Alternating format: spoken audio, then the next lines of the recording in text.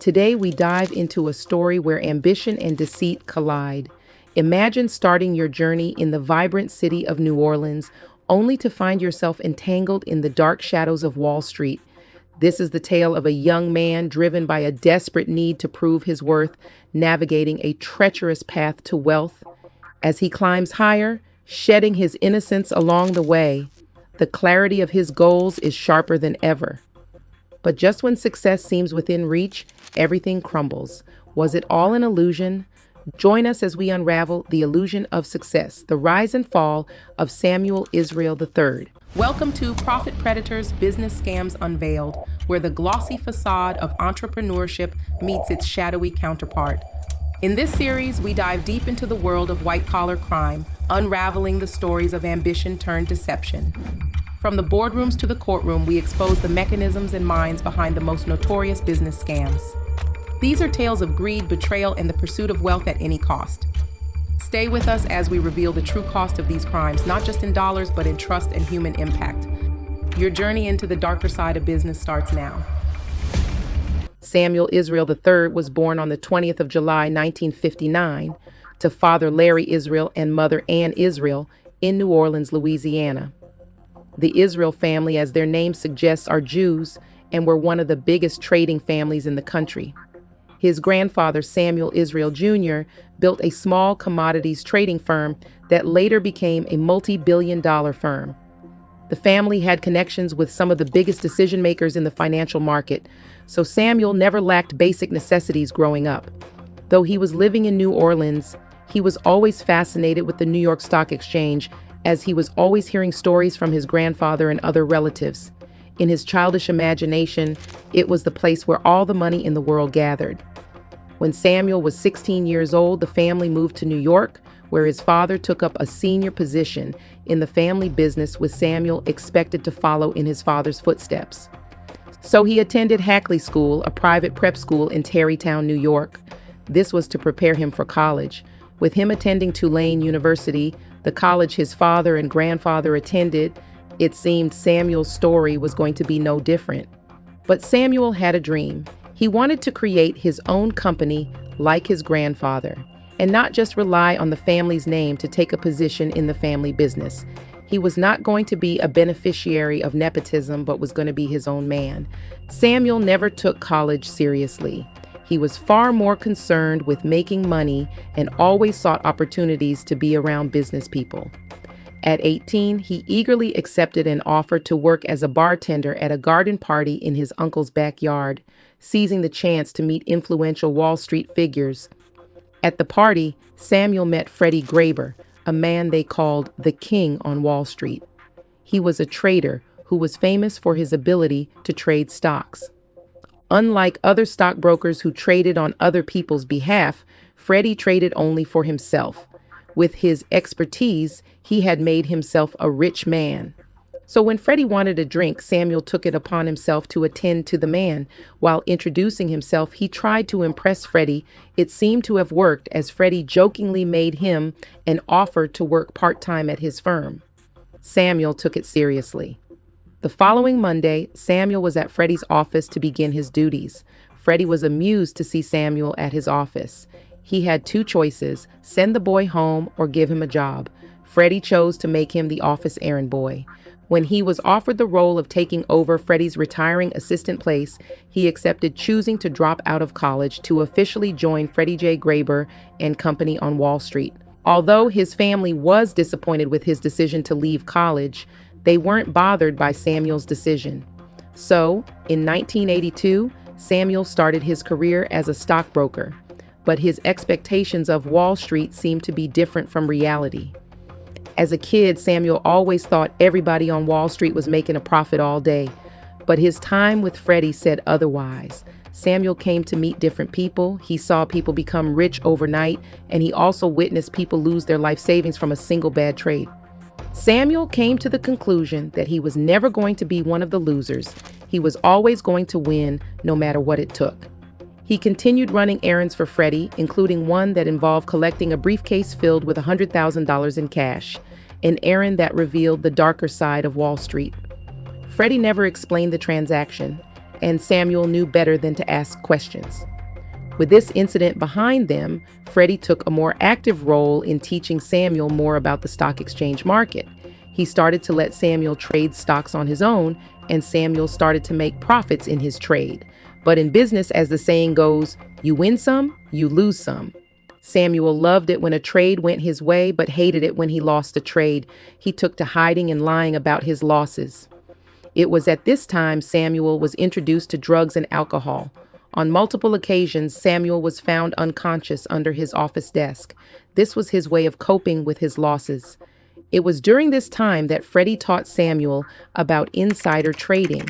This was the buying and selling of stocks based on non-public information and illegal practice.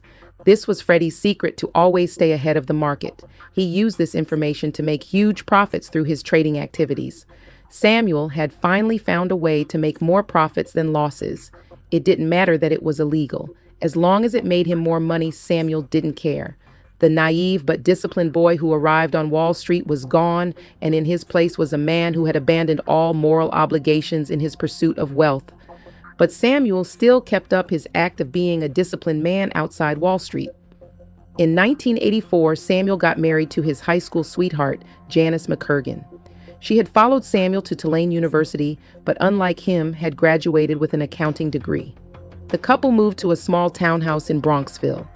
With Samuel, now Freddie's right-hand man, he got more involved in all of Freddie's business dealings. This saw him meet many of Freddie's informants on Wall Street.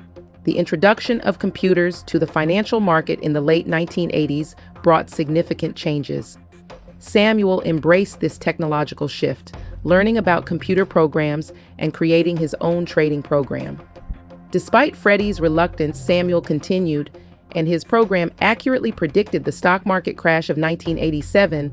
While others recorded losses, Samuel made huge profits, solidifying his belief in the power of technology in trading.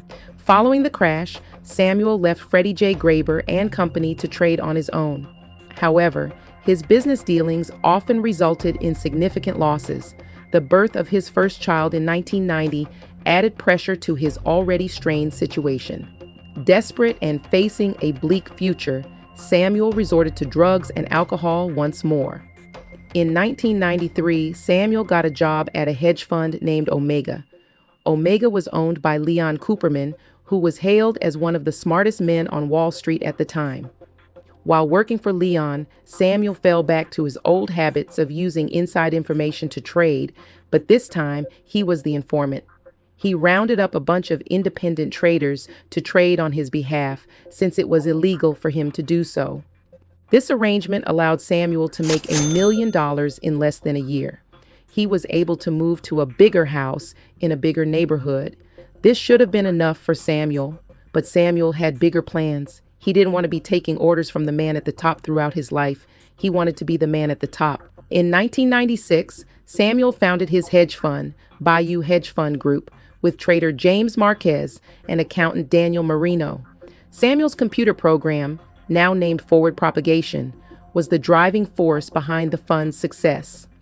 BAYOU quickly attracted investors and reported impressive profits, consistently outperforming the market. By 2001, BAYOU was managing over $50 million, a significant increase from its initial $500,000. However, the tragedy of 9/11 led to the fund's first loss, and James Marquez's departure added to the challenges. Despite these setbacks, BAYOU continued to grow, managing $450 million by 2004. By 2003, it seemed Samuel now had fulfilled his dream. He was now the new crown jewel of the Israel family. He had started his own company and had become his own man. But while it seemed business was booming, Samuel's home was anything but peaceful. With him being diagnosed with back pain years before, he had fallen back to his old habits of alcohol and drugs. With an addiction to painkillers added to the mix, Samuel was starting to lose his grip on reality. While still showing up in public as the genius investor, his marriage to Janice suffered. The year 2004 was a crucial time for Samuel, as he and Janice had a divorce, and more importantly to Samuel, BAYOU recorded significant losses in the stock market. At this moment, BAYOU was managing $450 million for investors. The year 2005 saw the unthinkable happen. BAYOU was shutting down. Its investors were demanding their money back. BAYOU let go of all their employees. Samuel sent a letter to investors promising to return their money. However, no money was ever returned, leading to widespread confusion and outrage among investors. The confusing closing down of BAYOU was just the icing on the cake. The missing hundreds of millions of dollars should have been the main focus, but investors in the world at large were in for a bigger show. It appeared that Samuel had been the victim of a scam worth $150 million without the knowledge of any stakeholder. The only person in the know was Daniel Marino, BAYOU's chief financial officer. The money in question was the last remaining funds in BAYOU's accounts. Investors were flabbergasted. What happened to the remaining $300 million?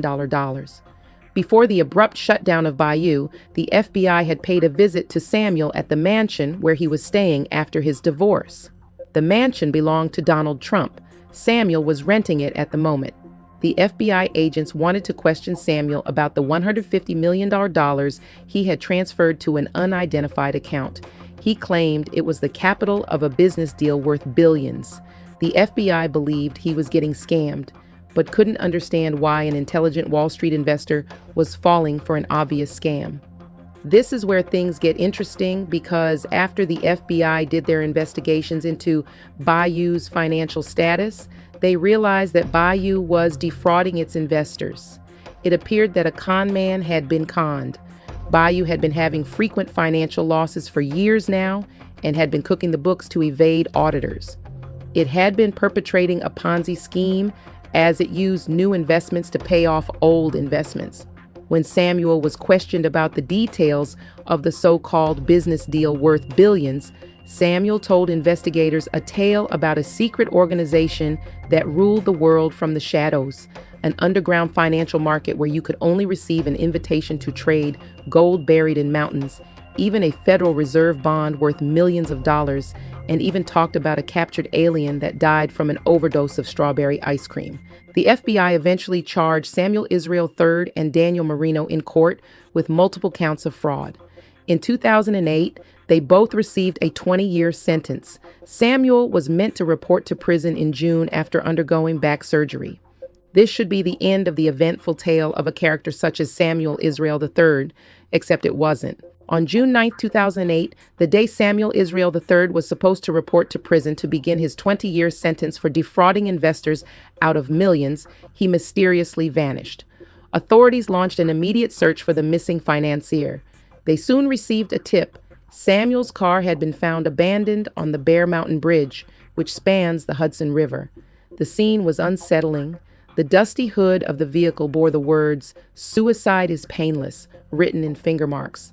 This cryptic message hinted at a tragic end, leading many to believe that Samuel had chosen to escape his fate through suicide. Investigators were initially convinced that Samuel had ended his life, unable to bear the weight of his guilt, shame, and public disgrace. However, the lack of a body raised suspicions. Despite the apparent evidence of suicide, something didn't add up. The United States Marshals Service issued a wanted poster for Samuel, and the search intensified. For the first week, no new leads emerged, leaving the nation in suspense. Was Samuel truly dead, or had he orchestrated an elaborate ruse to evade justice? 2 weeks later, the truth surfaced. Samuel had indeed faked his suicide. He had been hiding at a campground in Southwick, Massachusetts, living in a motorhome, trying to evade capture. On July 2, 2008, Samuel's days on the run came to an end when he surrendered to the Southwick police station. The illusion of his death had been shattered, revealing the depths of his desperation to escape the consequences of his actions. Today, Samuel Israel III is serving his sentence in a Butner, North Carolina prison, a stark reminder of how ambition and deceit can lead to one's downfall. Samuel Israel III's story is a chilling reminder of how far one can fall when driven by greed and a relentless pursuit of wealth. His fake suicide was not just an attempt to escape prison, but a final act of desperation from a man who had lost everything. Thank you for joining us on Profit Predators Business Scams Unveiled. Today's journey through the intricate webs of deceit and ambition reminds us of the price of unbridled greed. As we conclude, remember, awareness and integrity are our best defenses in a world where profit can often precede principle. For more insights and stories that peel back the layers of the business world's darker side, subscribe and stay tuned. Together, we'll continue to share stories that shock and shape our marketplaces. Until next time, stay informed and always question the integrity behind the profits.